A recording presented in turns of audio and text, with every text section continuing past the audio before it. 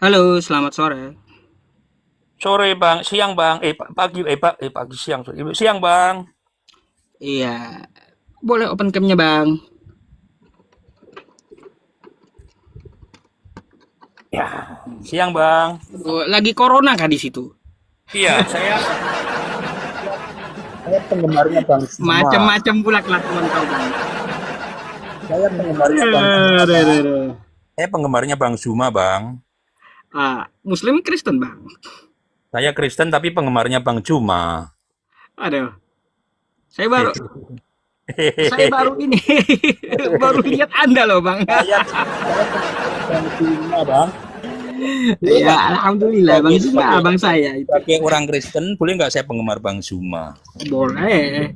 Makanya sekarang saya karena nggak kuat beli kacamata, saya pakai masker aja seperti Bang Zuma dah. Hmm.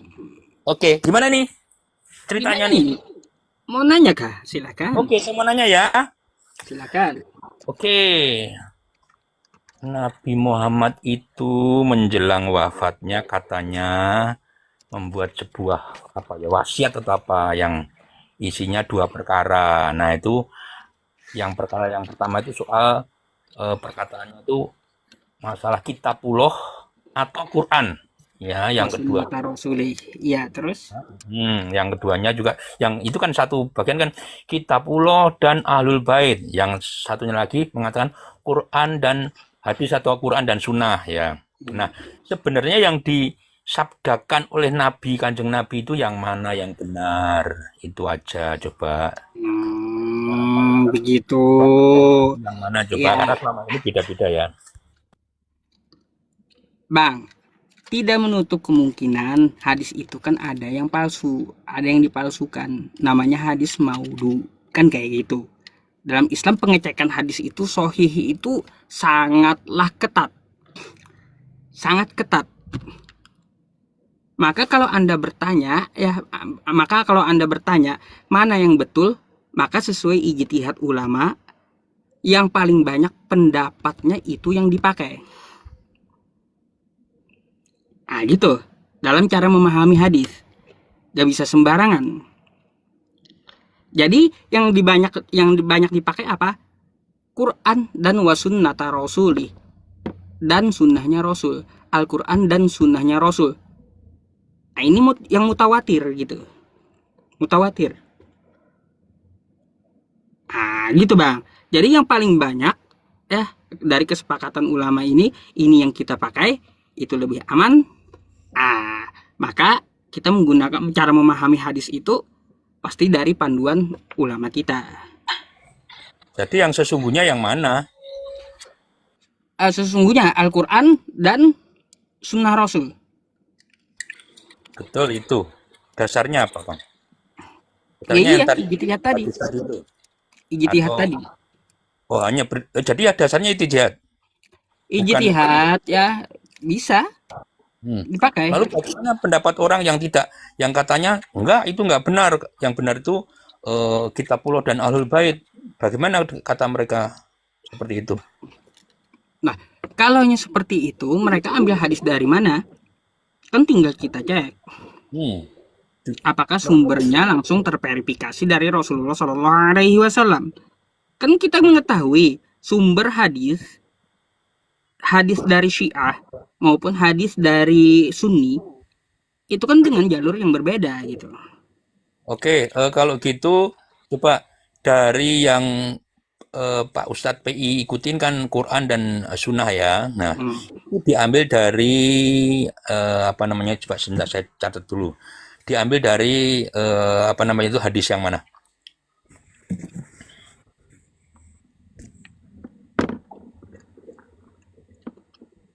Bentar saya minum. Oke, silakan, silakan. Biar nggak keselak nanti. Soalnya ini pertanyaannya sulit sekali nih. Oh, silakan. Apanya sulit? Kenapa? Pertanyaan kan tadi pertanyaan saya yang Pak Ustadz PI ikutin kan Quran dan Sunnah. Ya, nah sekarang dasar penggunaan itu tentu Pak Ustadz ada nih. Nah, dasarnya apa? Hadis keberapa atau apa dasarnya coba ini saya catat Oh, dulu. dalam ilmu hadis banyak bang, banyak. Kita harus teliti dulu juga hadasana Ibnu Abi Jubair. Itu ya yang tertulis di hadis itu dicek gitu. Backgroundnya itu dicek dia. Apakah dia pernah berdusta? Bagaimana waktu dia melafalkan hadisnya? Itu jadi penilaian gitu. Semuanya. Jadi kalau Anda meminta satu buku kata Anda, bukan seperti itu. Bukan seperti itu Islam itu. Ya oke, jadi gimana itu mencarinya bagaimana itu? Misalnya begitu banyak nanti Ya kami kita bisa mengambil yang mutawatir. ya Mutawatir mana? itu Apa yang hadis yang apa yang yang mutawatir? yang populer digunakan gitu. Ya Mutawatir. mana? Apa yang populer itu apa? Coba saya catat. Sunnata wa rasuli. Apa? Di sumbernya di mana Ya, supaya kita bisa Al-Qur'an baca? dan hadis. Ya, itu sumbernya mana bahwa yang perkataan Nabi itu ternyata Quran dan hadis itu sumbernya apa? Yang mengatakan bahwa kok bukan yang Kitabullah dan Ahlul Bait? Baik. Coba carikan biar saya catat nih.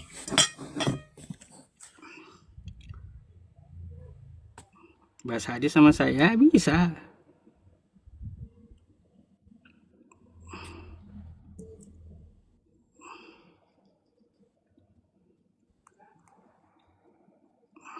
Kemana dia?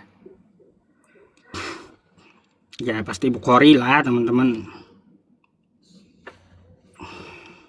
Saya bawakan yang ini aja nih. Karena kan berhamburan itu.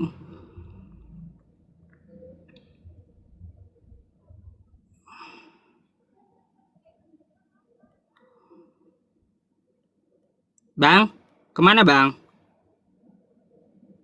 Halo?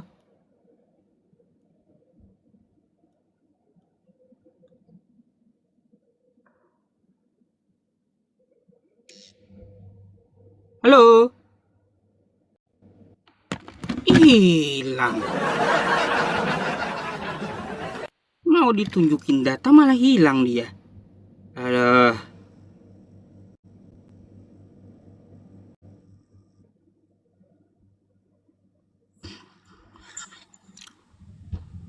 CCTV.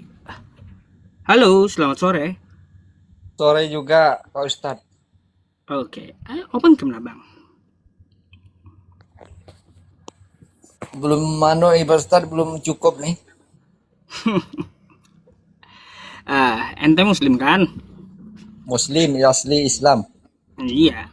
Ada yang mau disampaikan emang? Ada cuman dengar tadi ucapan Pak Ustadz tuh sama hamba-hamba yang lain ya tuh. Kenapa?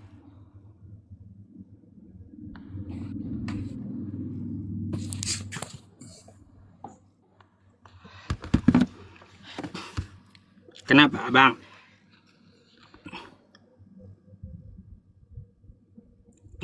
Abang kok diem tiba-tiba? Aduh. Halo. Halo, iya. Pengen tahu ajaran Nabi Muhammad nih. Lu jaringannya tak bagus nih.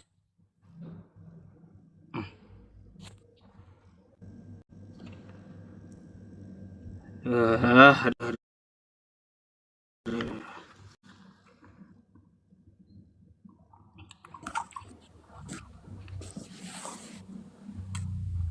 Halo, selamat sore.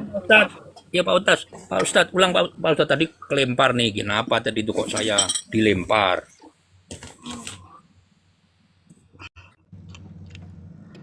Terlempar katanya. On cam. Ya, wajib on cam ya, teman-teman. Lanjut. Ya, memang taraktu fikum amrotain yang yang ditinggalkan oleh Rasulullah Shallallahu Alaihi Wasallam dua amrotain itu dua perkara, Al-Quran dan wasunnata Rasulih. Al-Quran dan sunnah.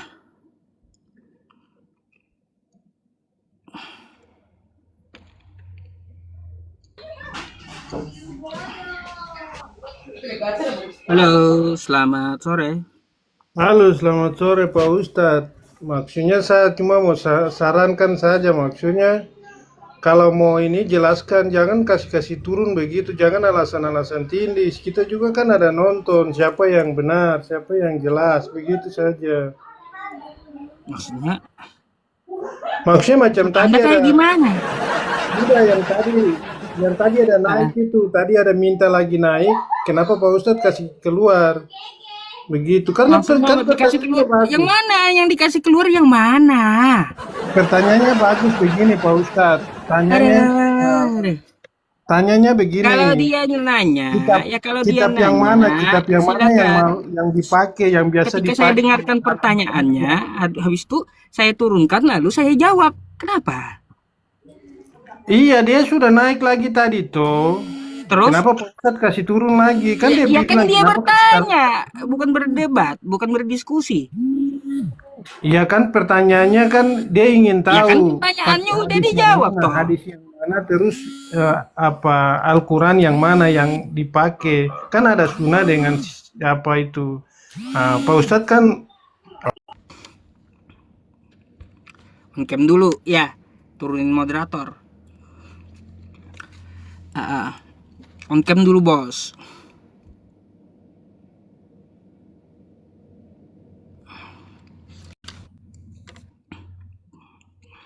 Ih, Pak Ustadz ini pelit amat sih, orang ditanyain mau dicatat kok malah diturunkan moderatornya. Yo, Pak Ustadz mana? Saya mau catat nih. Yang mana tadi? Enggak ada yang menurunkan. Oke, ya udah. Oke, Siapa kita yang lanjutkan. menurunkan? Kita lanjutkan yuk. Jadi, Tuduh moderator saya. ya udah, oke kita lanjutkan aja yuk. Yang tadi itu bagaimana?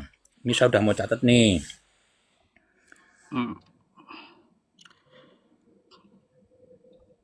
Baik. Banyak saya hadis ini. Bentar ya. Satu aja yang bagus, hadis yang bagus satu aja. Ntar kalau banyak kan saya kan baru belajar. Jangan dikasih banyak-banyak.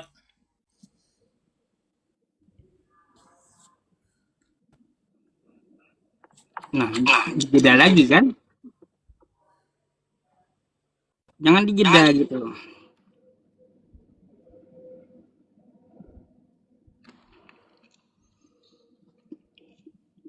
Ntar ya aja, saya cari di kitab hadis.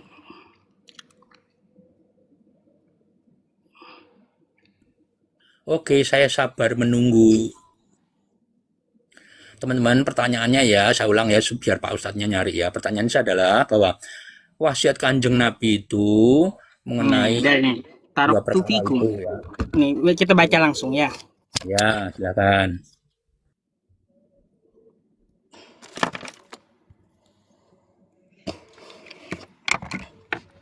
Mari kita baca. Taraktu fikum amrotain. Ya.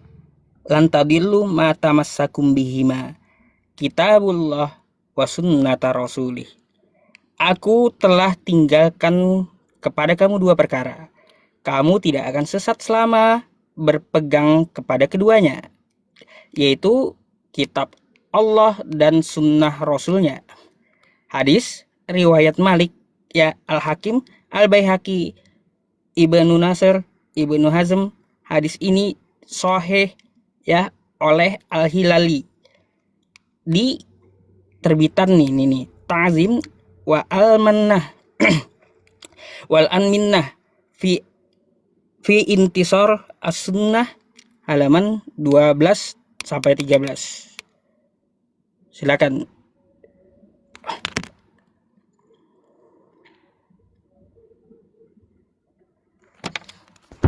Nggak ada suaranya. Oke, ternyata di situ kalimatnya kitabullah, Pak Ustadz, kitabullah. Lalu mengapa menjadi Quran? Siapa yang mengubahnya dan kenapa diubah menjadi Quran? Padahal kan kata Nabi kan kitabullah. Suara kamu mana, Bang? Ini suara saya. Masa suara saya nggak dengaran gitu? Oke, udah.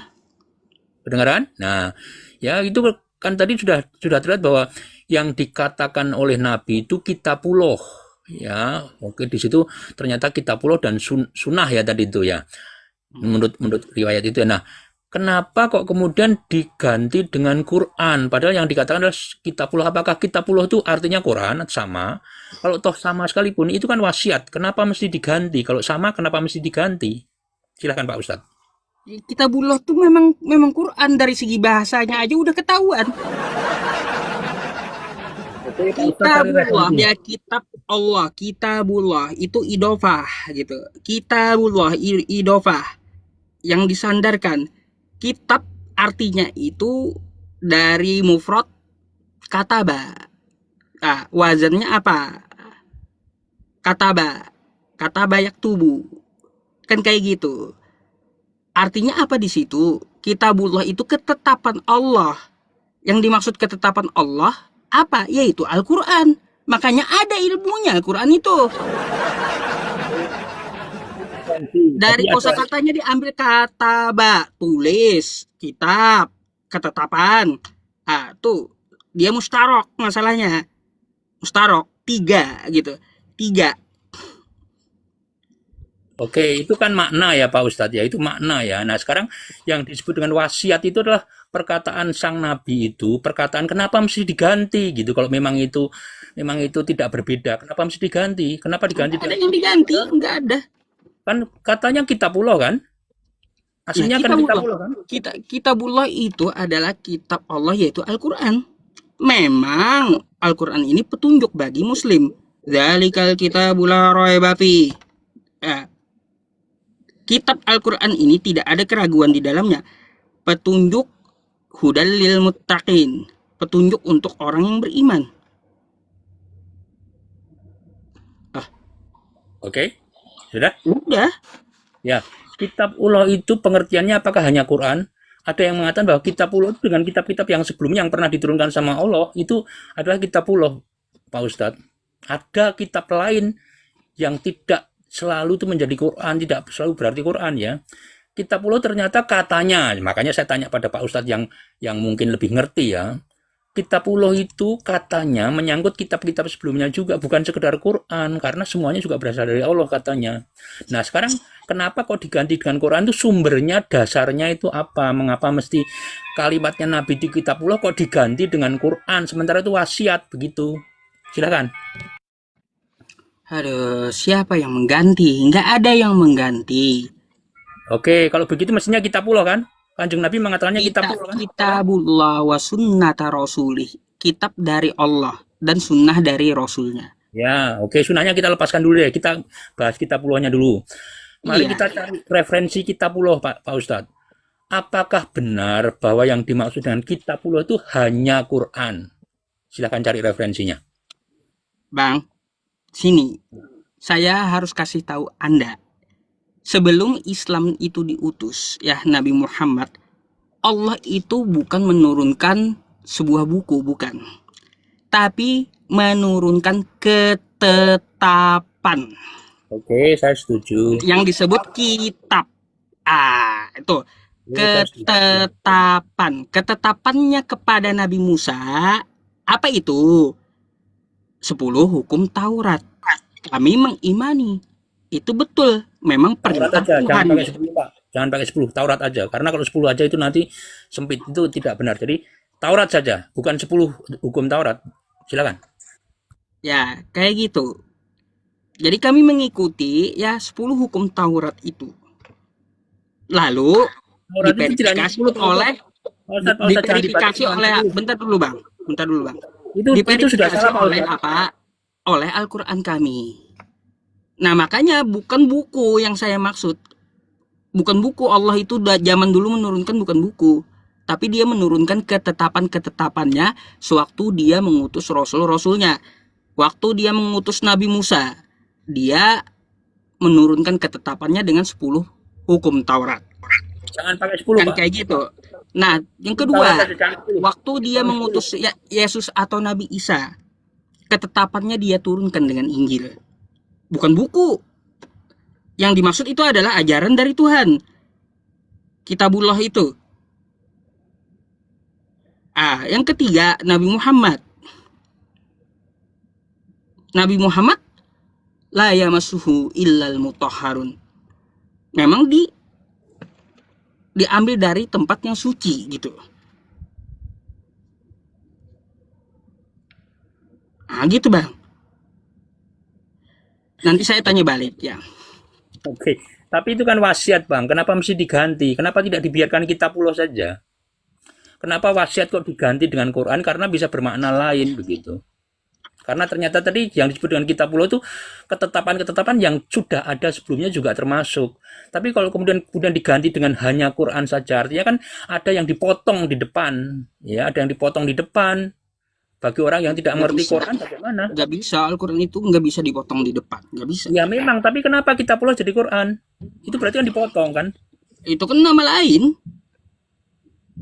Oh, betul begitu. Oke ya, karena yang saya tanyakan memang itu dan jawabannya Pak Yusuf PI memang bahwa Kitabullah itu nama lain Al-Quran memang. Oke, Kenapa? jadi jawaban Pak Ustadz bahwa kitabullah itu nama lainnya Quran. Jadi Quran itu adalah kitab, nama lain dari kitabullah. Jadi kitabullah itu hanya Quran ya Pak. Meskipun tadi Pak Ustadz sudah mengatakan tuh bahwa yang namanya kitabullah itu ketetapan-ketetapan yang sebelumnya juga sudah ada. Tapi sekarang Pak Ustadz ganti bahwa yang namanya kitabullah itu Quran ya. Artinya Pak Ustadz potong kan mengenai tadi ketetapan kepada Musa, Pak Ustadz hilangin kan berarti, atau bagaimana? Oke. Udah? Itulah jawabannya. Ya silah. Jadi jawaban yang mana nih yang benar? Ketetapan yang disebut dengan kitabullah, ketetapan-ketetapan yang sudah ada sampai ke Quran Ketetapan atau yang Quran telah saja? diturunkan Al-Quran. Al-Quran itu kitab verifikasi dia. Kitab verifikasi. Jadi yang disabdakan oleh Kanjeng Nabi itu kitabullah atau Quran lah. Qad aflaha man tadzakka wa dzakara isma rabbih fasalla bal tu'thiruna hayatad dunya wal akhiratu khairu wa abqa. Inna hadza la fis suhufil ula. Amin. Al-Quran ini ya, Al-Quran ini adalah kitab yang utama. Suhufi Ibrahim wa Musa, yang terdiri ya dari pengajaran terhadap kepada Nabi Ibrahim dulu dan pengajaran Nabi Musa dulu, diverifikasi oleh Al-Quran. Makna diverifikasi apa? Maksudnya diverifikasi itu apa? Jadi ketetapan-ketetapan Tuhan ya, ketetapan-ketetapan Tuhan itu disimpan oleh Tuhan. Dia ceritakan di dalam kitab Al-Quran semuanya. Gitu. Oke, kemudian ada di dalam Quran juga dikatakan. adalah suhufil ula. Sesungguhnya Al-Quran ini adalah kitab yang utama. Suhufi Ibrahim wa Musa. Karena apa pengajarannya? Pengajaran Nabi Ibrahim, terus pengajaran Nabi Musa, sewaktu Allah mengutus di rangkuman Al-Quran. Gitu. Oke. Tapi Pak, kenapa saya boleh nanya nggak Pak? Nanya terus bapaknya. ini pertanyaannya jawabannya nggak tuntas Pak. Oke, jawabannya itu oke ya, karena ini memang jawabannya Pak Yusuf PI begitu. Sebenarnya masih ada buntutnya yang menyebabkan akhirnya menjadi banyak lubang ya. Tapi oke lah, karena Pak Yusuf PI memang jawabnya seperti itu, udah saya rekam ya. Jadi memang oke, saya terima bahwa penjelasan dari pertanyaan saya adalah seperti yang tadi dijabarkan oleh Pak Ustadz Yusuf PI. Oke, saya terima mengenai kebenarannya ya, whatever lah ya, walau alam. Oke, sekarang gantian Pak Ustadz mau nanya gitu. Tadi Pak Ustadz pengen nanya gitu. Oke, silahkan mau nanya apa? Coba Anda ke kejadian 19 nomor 32. Silahkan baca apa itu. Coba Anda baca. Duh, Anda yang mengatakan tuh silahkan dibaca. Kalau gitu saya baca. Oke, silahkan.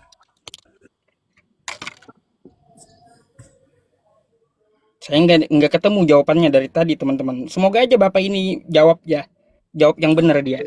Oke. Nih, ya. Kejadian 19 nomor 32. Marilah kita beri ayah kita minum anggur, lalu kita tidur dengan dia, supaya kita menyambung keturunan dari ayah kita. Pada malam itu, mereka memberi ayah mereka minum anggur. Lalu masuklah yang lebih tua untuk tidur dengan ayahnya. Dan ayahnya itu tidak mengetahui ketika anaknya itu tidur dan ketika ia bangun. Terus, keesokan harinya berkatalah kakaknya kepada adiknya, Tadi malam aku telah tidur dengan ayah. Baiklah, malam ini juga kita beri dia minum anggur. Kita beri dia minum anggur, masuklah engkau untuk tidur dengan dia, supaya kita menyambung keturunan dari ayah kita. Nah, pertanyaannya kayak gini, Bang, ya. Ada dua perempuan. Perempuan itu anak dari seorang laki-laki, yaitu Lot, gitu. Kan gitu, Lot. Iya. Nah, mereka bersetubuh Iya. untuk menyambung keturunan katanya. Iya. Pertanyaan saya, ketika ya bayi yang dilahirkan oleh perempuan tadi udah brojol keluar, itu disebut apa dia nanti? Apa dia tidak diceritakan di situ, tidak dijawab di situ, tidak dijelaskan di situ disebutnya apa? Kenapa? Gimana? Tidak dijelaskan di situ mau disebutnya apa? Pak Ustadz kan mau nanya, nanti disebutnya apa kan gitu kan? Di situ tidak Iya, dijelaskan. saya bingung di situ. Kayak gimana itu masalah nasab masalahnya? Enggak, itu bukan masalah nasab. Masalah nasab itu. Tidak. Itu bukan nasab itu. Kalau masalah nasab itu nanti urusannya itu dengan apa yang diinterpretasikan Pak Ustadz begitu. Itu beda lagi. Lalu apa jawaban Anda?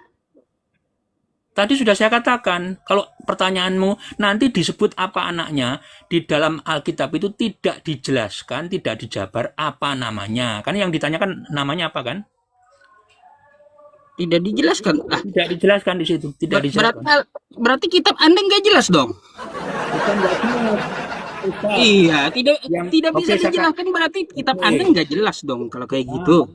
Tidak semua hal yang ditanyakan oleh Yusuf PI itu benar untuk ditanyakan. Misalnya nanti disebutnya apa? Wah, berarti tidak.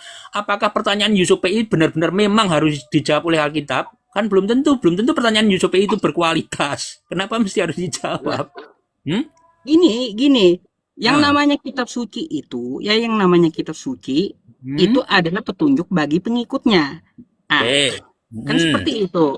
Ya. Nah, ketika petunjuk ini tidak jelas, mana bisa sampai? Kan gitu. Bapak Ustadz bicara masalah kitab suci kan? Iya kan? Iya. Nah, makanya. Saya terangkan ya. Saya terangkan Pak Ustadz ya. Bentar dulu. Oke, silakan. Silakan. Nah, jadi di situ kalau petunjuknya saja abu-abu ya, kagak ada atau buntu, tidak dijelaskan di situ katanya. Berarti ini kita mau ngikutin kitab apa? Kitab nggak jelas atau kitab apa yang mau kita ikuti gitu? Kitab nggak jelas atau kitab apa?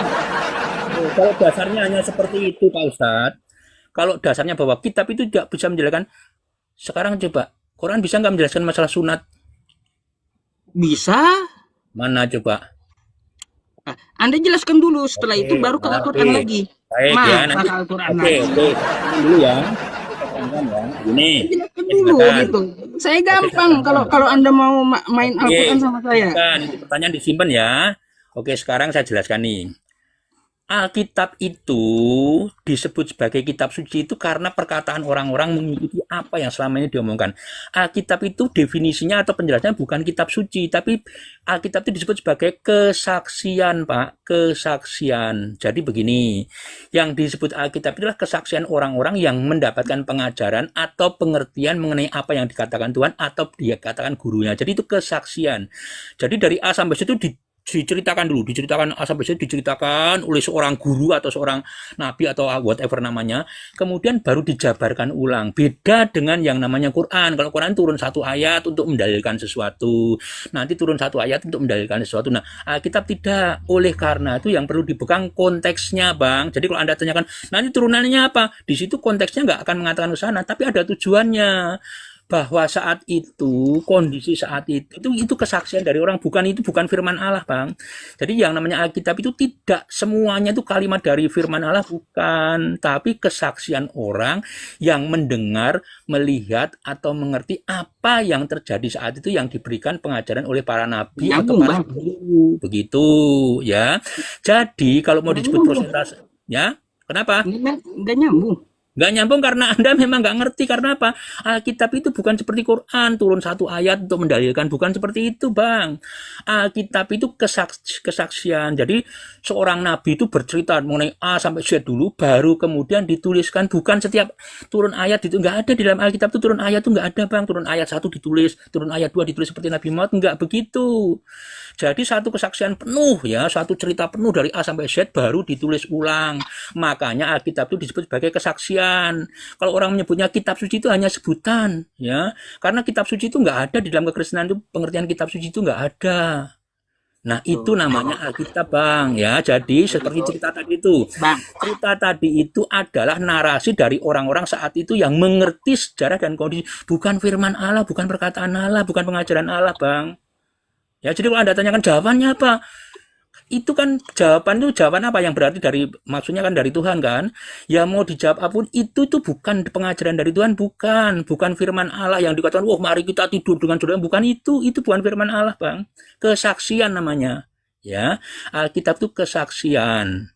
Ya, dari orang-orang yang sejaman atau saat itu ada atau diberi pengajaran mengenai semuanya itu. Nah, tujuannya apa?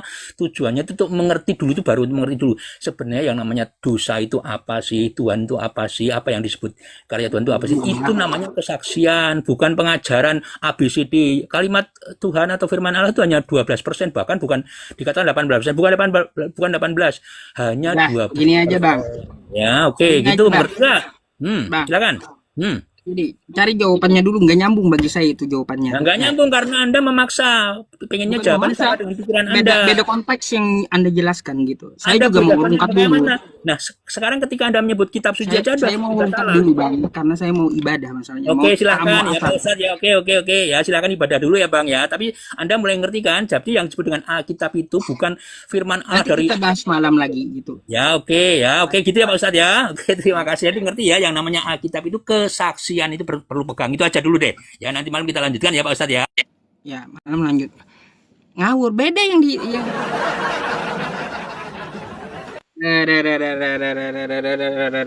beda yang ditanya. Teman-teman semuanya di tempat saya di Banjarmasin udah masuk asar gitu ya, hampir masuk asar. Saya mau sholat dulu ya ke kawan-kawan semuanya.